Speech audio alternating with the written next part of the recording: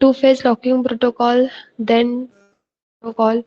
Now the third protocol is write ahead lock protocol. तो lock क्या है ये हमने लास्ट लेक्चर में देखा था कि लॉग यानी क्या कि परफॉर्म करते हैं राइट ऑपरेशन हो या फिर आपका रीड ऑपरेशन रहे, जो भी मॉडिफिकेशन करते हो, अपडेशन करते हो आपके ट्रांजेक्शन थ्रू, वो सारे ट्रांजेक्शन का एक बैकअप लिया जाता है by system to recover in case अगर कोई प्रॉब्लम आता है तो रिकवरी मेंटेन रहे, इसके लिए हम लोग उसका बैकअप लेते हैं और वो हम लोग लॉग में स्टोर करते हैं। तो वो लॉग जब स्टोर होता है तो उसके लिए एक प्रोटोकॉल फॉलो किया जाता है, that is right ahead log protocol. ये प्रोटोकॉल को फॉलो करके जो है बाकी सारे लॉग्स को हम लोग सेव करते हैं। The write ahead logging, that is WAL, is a method for providing automaticity and durability of transaction in database system. तो durability और automaticity क्या रहता है, ये हम लोगों ने एसिड प्रॉपर्टी में सीखा है कि ऑटोमेसिटी हमें क्या बताता है, ऑल और नथिंग, यानी आपका जो ट्रांजेक्शन एक बार अगर स्टार्ट हो गया है तो वो completely without any failure complete होना चाहिए। अदरवाइज अगर कहीं पे अगर ब्रेक लगता है तो वो स्टार्ट से ही एंड होना चाहिए। सपोज जैसे कि अगर आपने ए टू बी अगर मनी आप लोग ट्रांसफर कर रहे हो 100 रुपीज ए से अकाउंट के बी के अकाउंट में ट्रांसफर कर रहे हो, आपके अकाउंट से डिडक्ट हो गए हैं, आपको मैसेज आ गया, बट बी के अकाउंट में वो ट्रांजेक्शन हुआ नहीं है, यानी ये ट्रांजेक्शन फेल हुआ है। तो ऑटोमेसिटी हमें क्या बोलते हैं कि दोनों तरफ के डेटाबेस को कम्प्लीटली स्टॉप कर दो, यानी यहाँ का जो डेबिट का मैसेज आपको गया था वो पैसे वापस ए के अकाउंट पे आने चाहिए और बी के अकाउंट के भी डेटाबेस में कुछ भी चेंजेस नहीं होंगे और ए के अकाउंट के चेंजेस ए के डेटाबेस में भी कुछ भी चेंजेस नहीं होंगे, एज इट इज रहेगा। तो ऑल और नथिंग ऑटोमेसिटी हमें बोलती है। और ड्यूरेबिलिटी हमें क्या बताती है कि आपका जो टाइम परफॉर्मेंस है, जो आपका ड्यूरेशन है कोई भी ट्रांजेक्शन कंप्लीट करने का, वो एकदम करेक्ट होना चाहिए, यानी वो फास्ट होना चाहिए। विदिन सेकेंड ऑफ फ्रैक्शन आपका जो ट्रांजेक्शन है वो जाना चाहिए। ऐसे नहीं कि आपने पे कर दिया और वो सिर्फ बफर हो रहा है, आपका ओटीपी आपका वैलिडेशन बता रहा है कि 30 सेकेंड, लेकिन आपका जो ओटीपी है वो एंटर ही नहीं हो रहा है।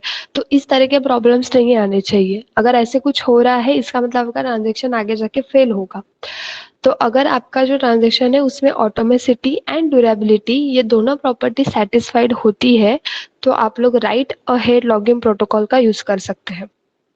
Then all changes are returned to a log before they can be applied. Typically both redo and undo information is stored in the log. तो आप लोग जो भी ट्रांजेक्शन करने वाले हैं उसके अंदर आप लोग अपडेट करने वाले हैं, कुछ पार्ट को डिलीट करने वाले हैं या फिर कोई राइट ऑपरेशन आप लोग परफॉर्म करने वाले हैं, तो ये सारे जो चेंजेस है आपको लॉग स्टोर होने से पहले करने हैं। तो लॉग कब स्टोर होता है कि जब आपका ट्रांजेक्शन कंप्लीट होने के बाद आप जब कमिट रन करते हो उसके बाद आपका वो पूरा डेटा स्टोर हो जाता है एज अ लॉग। तो ये चेंजेस आपको तब तक करने हैं या फिर उससे पहले करने हैं कि जब तक आप लोग कमिट रन नहीं करते। एक बार आपने कमिट रन कर लिया तो वो लॉग एज अ लॉग वो जाके स्टोर हो जाता है। तो all changes are written to a log before they can applied. तो जो भी आपके चेंजेस रहेंगे उसको आपको लॉग में स्टोर करने हैं। जो भी चेंजेस है एक बार आपने लॉग में स्टोर कर लिए उसके बाद आप लोग उसके अंदर चेंजेस नहीं कर सकते। Then typically redo and undo information store in a log. तो रेडो एंड अंडो यानी सेम जैसे वर्ड फाइल में देखो, अगर सपोज आप लोग कुछ टाइपिंग कर रहे हो और अगर आपको कुछ मिस्टेक हो गया तो आप लोग रेडो करते हो या अंडो करते हो, और अगर फिर से वही पेज पे जाना है तो आप लोग रेडो करते हो। यानी अंडो करना यानी कि प्रीवियस वाले जो चेंजेस थे उस पे जाना, और रेडो यानी जो अभी करंट वाला जो स्टेटस है डेटा का वो चेक करना। तो दोनों तरफ की इंफॉर्मेशन लॉग में स्टोर होती है। The objective of this can be demonstrated by an example. Suppose a program that is in a central point of performing some operation and unexpectedly power losses happen. When we restart the computer, we need to know that whether the operation is performing the complete or fail. In case अगर आपका transaction चल रहा है और आपका transaction से कुछ आपके ऑपरेशंस परफॉर्म हो गए हैं और अचानक से आपका पावर लॉस हो जाता है, लाइट चली जाती है, तो एज अ क्लाइंट आप लोग ये ध्यान में नहीं रखोगे कि मेरा ट्रांजेक्शन कहाँ पे जाके स्टॉप हुआ था, मुझे वहीं से स्टार्ट करना है। तो आपका जो सिस्टम रहेगा वो जब कंप्यूटर रिस्टार्ट हो जाएगा वो डायरेक्टली वहीं से आपका जो ऑपरेशन स्टार्ट करेगा जहाँ से वो फेल हो जाएगा। इन केस अगर वो ऐसे नहीं करता है, अगर वो फिर से फ्रेश वाला पेज आपको दिखा रहा है, इसका मतलब आपका ट्रांजेक्शन फेल हो गया है. If a write ahead log is used, when it can use the log and compare what it's to be supposed to be doing when it suddenly power loss to what was we done in a past. तो right ahead log protocol क्या करता है कि जहां से आपका system stop हुआ था वहीं से वो उसको कैप्चर करेगा, और जब आप लोग सिस्टम को रिस्टार्ट करोगे वो वही पेज को ओपन किया रहेगा जहां से आपने स्टॉप किया था या फिर जहां से आपका पावर लॉस हुआ था. इससे क्या होता है, आपका टाइम भी सेव होता है, प्लस जो डेटाबेस की इनकंसिस्टेंसी है, वो जो प्रॉब्लम आता है वो क्रिएट नहीं होता. Because right ahead log protocol क्या करता है, जो चीजें ऑपरेशन आप लोग परफॉर्म कर रहे हो उसका बैकअप लेने का काम करता है. तो जैसे अगर सपोज आपके सिस्टम का लाइट चला जाता है तो उसके पास बैकअप रहता है. तो जैसे आप लोग कंप्यूटर रिस्टार्ट करोगे वो फिर से आपको वही पेज पे लाके रखेगा जहां से वो जो है स्टॉप हुआ था. On the basis of this comparison program could decide to undo whatever we have done and complete what you are doing or keep this thing they are.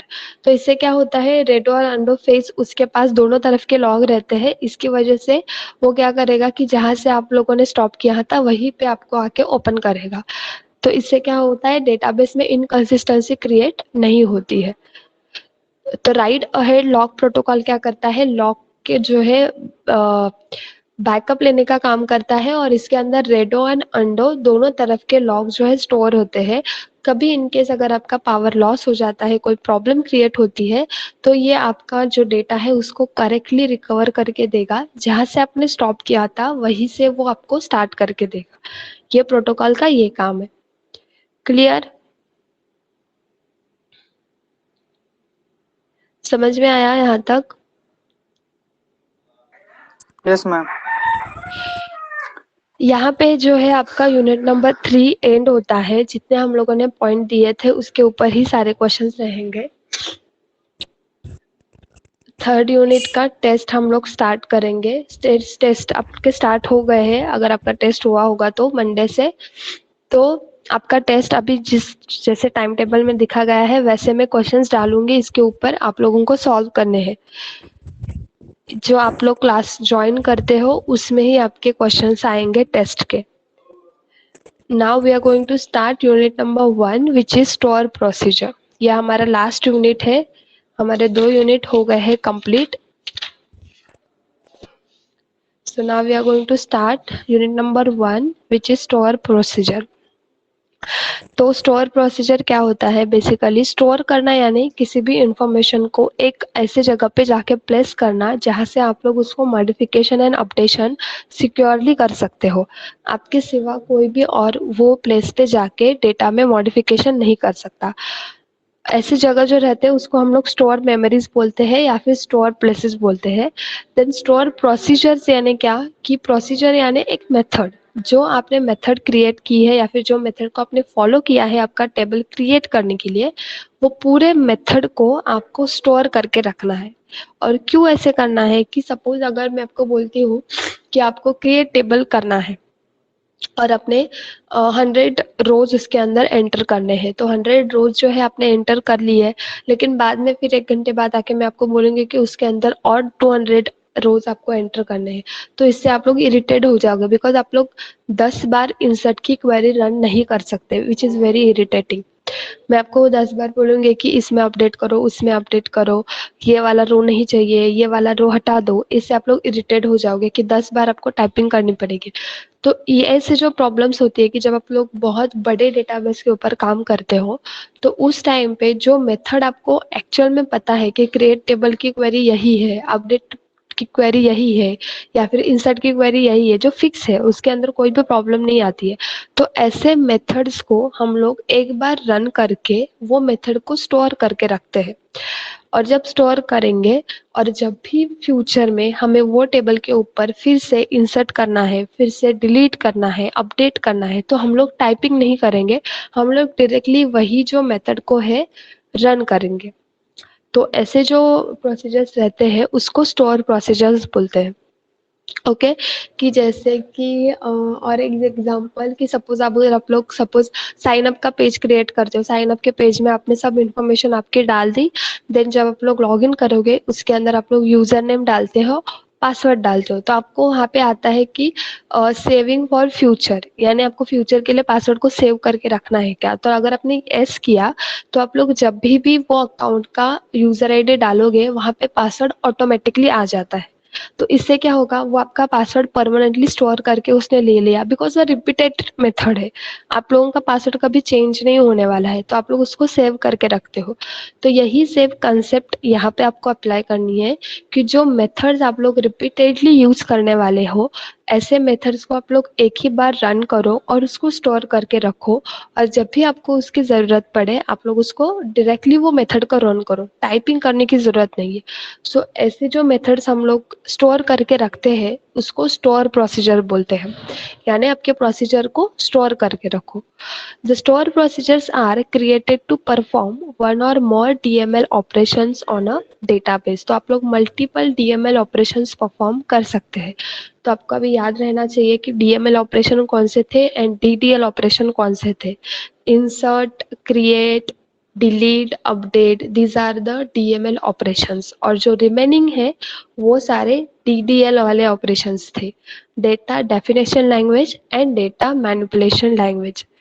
It is nothing but the group of SQL statement that access some input in the form of parameters and perform some task, may or may not return a value।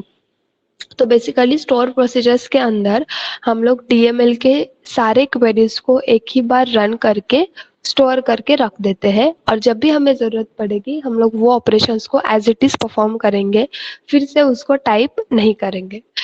Then उसका जो syntax है वो कुछ इस तरीके से है। Create, आपको कैपिटल में लिखना है, create or replace procedure, create or replace procedure name, parameter, is variable, then begin statement end end of the statement. Create, replace, parameter. तो क्रिएट और रिप्लेस का मीनिंग क्या होता है, तो क्रिएट यानी अगर सपोज आपने न्यू फर्स्ट टाइम अगर कोई प्रोसीजर क्रिएट कर रहे हो तो वहाँ पे आएगा create procedure, procedure name. Okay, और अगर आप लोग प्रीवियस वाले जो क्रिएटेड प्रोसीजर है उसका नाम अगर आप लोग चेंज कर रहे हो तो वहाँ पे आता है create or replace procedure, procedure name. Then parameter, parameter यानी आपका जो वेरिएबल नेम रहेगा वो, उसके बाद वेरिएबल्स की लिस्ट, बिगिन और स्टेटमेंट नॉर्मली जो आप लोग रन करते हैं वो। देन इसका एग्जांपल देखने के बाद और आपको क्लियर होगा, उससे पहले हम लोग देखते हैं कि स्टोर प्रोसीजर के एडवांटेजेस क्या रहते हैं, क्यों हम लोग स्टोर प्रोसीजर को यूज करते हैं। Store procedure can share a logic with a different application. Store procedures can isolated users from data tables. This gives you a ability to grant the access to a stored procedure that manipulate the data but not directly to the tables। Basically store procedure आपको security provide करता है, ये isolate करता है users को, यानी limited access रखेगा, कोई भी आके आपके जो डेटाबेस है उसके अंदर इंसर्शन वगैरह नहीं करेगा। क्यों नहीं करेगा, बिकॉज सपोज अगर मैंने टेबल क्रिएट करके रखी हूँ और मैंने वो टेबल के लिए जो है प्रोसीजर की जो मेथड है उसको रन करके रखा है, ठीक है, तो जो दूसरा बंदा आएगा उसको नहीं पता होगा कि मैंने कुछ ऐसे मेथड रन करके रखी हूँ, तो वो अगर खुद से अगर ट्राई करने के लिए करेगा कि मुझे मॉडिफाई करना है इसके टेबल में या फिर इंसर्ट करना है टेबल को, तो वो नहीं कर सकता, बिकॉज एक बार आपने प्रोसीजर किसी भी टेबल के लिए रन करके रख दी तो आप लोग टाइपिंग करने की जरूरत नहीं रहती, आपको खाली एक्सेस करना रहता है। तो उसको वैसे वो डायरेक्टली देखने से नहीं समझ में आता है, और अगर आप लोग प्रोसीजर रन करने के बाद फिर भी इंसर्ट की कमांड रन करने जाओगे तो वो एरर दिखाएगा, ओके, या फिर आपके वैल्यूज इंसर्ट नहीं होंगे उसके अंदर। तो इससे क्या होता है, स्टोर प्रोसीजर हमें सिक्योरिटी प्रोवाइड करता है।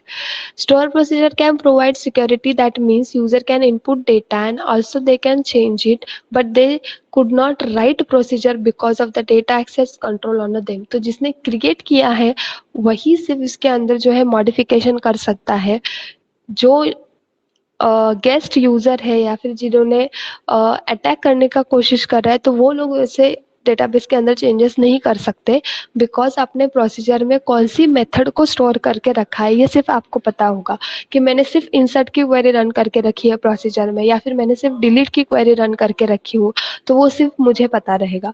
तो इससे क्या होता है, स्टोर प्रोसीजर आपको सिक्योरिटी प्रोवाइड करता है। Then disadvantages, store procedure can increase the load on, there can be a decent learning curve. First you have knowledge of MySQL statements, then only you can write the store procedure.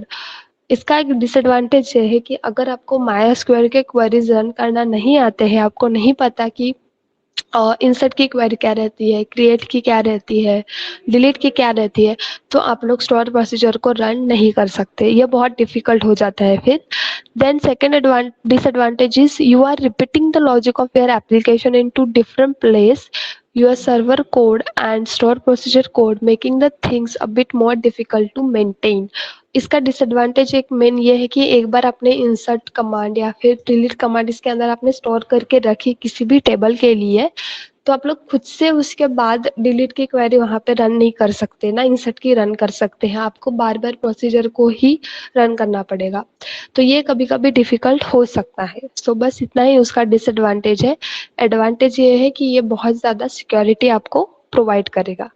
तो syntax के अंदर आप लोगों को जो चीज़ें दिख रही है, लाइक क्रिएट, इज, बिंग, एंड, इसका मीनिंग क्या रहता है वो हम लोग देखते हैं।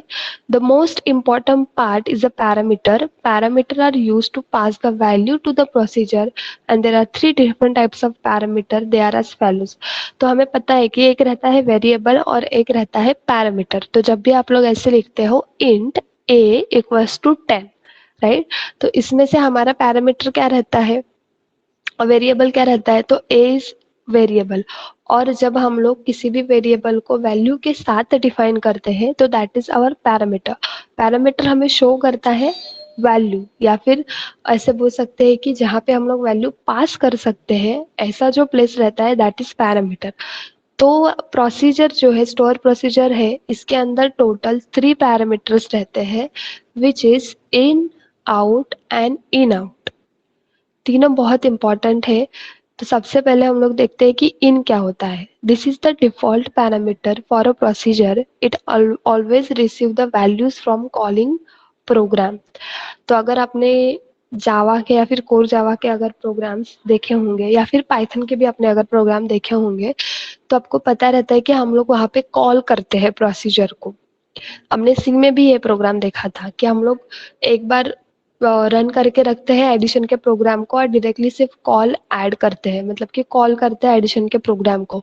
तो जब भी आप लोग वैल्यू को सिर्फ कॉल करना है, क्रिएटेड वैल्यू को जब भी आपको कॉल करना है, तो आप लोग पैरामीटर यूज करोगे इन, कैपिटल इन।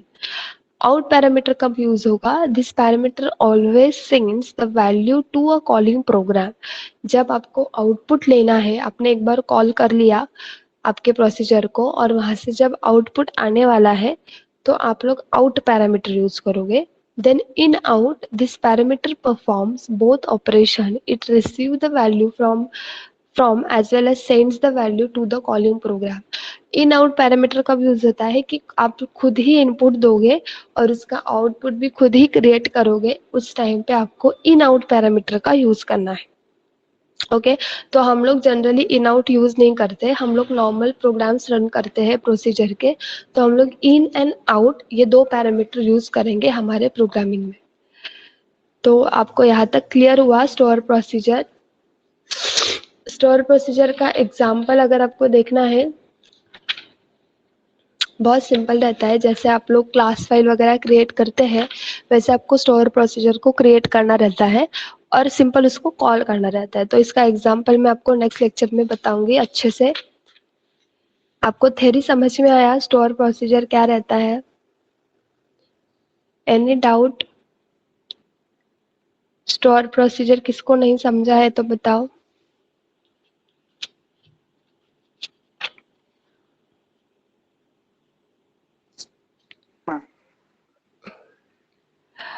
ओके तो अभी हो रहे हैं 10:53, इसके बाद मेरा है टीवाई का लेक्चर। तो हम लोग कोर जावा का लेक्चर लेते हैं 12 बजे, ठीक है? ओके मेरा अभी टीवाई का 2 लेक्चर है, तो 12 बजे हम लोग कोर जावा का लेक्चर लेंगे। ठीक है, तब तक ब्रेक लो। ओके।